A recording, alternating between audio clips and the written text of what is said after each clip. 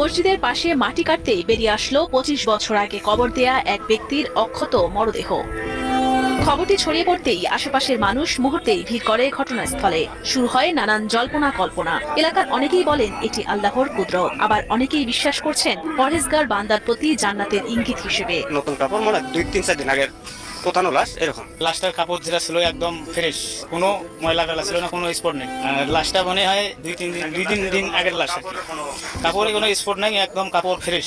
বিস্ময়কর এই ঘটনাটি ঘটে ২২ এপ্রিল বিকেলে রংপুরের কাউনিয়া উপজেলার শিবকুঠির পাড় এলাকার মসজিদের তার ইচ্ছা পূরণ করতেই মসজিদের পাশেই তাকে দাফন করা হয়। দাফনের দীর্ঘ ২৫ বছর পর মরদেহটি ছিল অনেকটা মমির মতো শুকানো, তবে কাফনের কাপড় ছিল একেবারে পরিষ্কার ও পুরোপুরি অক্ষত। ২৫ বছর আগে মারা যাওয়া হোসেন আলী মুন্সির অক্ষত মরদেহ দেখতে ছুটে আসেন তার পরিবার ও স্বজনরা। পরবর্তীতে মরদেহটি তুলে পার্শ্ববর্তী কবরস্থানে দাফন করা হয়। আমার বাবা হয় ২৫ বছর আগে সে বৃদ্ধ ছিল। এখন এই তো এখানে মাটি কাটতে একটু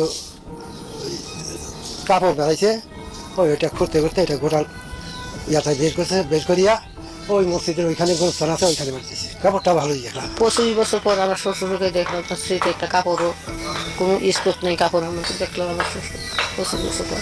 আর আমার শ্বশুরের এটা যা আছে এটা আল্লাহ তাআলা আমাকে দেখাইবে, ভালো লোক মানুষটাকে দেখাইবে। দেখলে ভালো লোক সেটাই দেখি দেখাইছে। স্থানীয় মসজিদের ইমাম মিজানুর রহমান জানান, যারা ঈমান ও আমলের উপর মৃত্যুবরণ করেন আল্লাহ তাদের ইহকাল ও পরকালে করেন সম্মানিত। ঘটনাটি তারই ইঙ্গিত বলে ধারণা তার।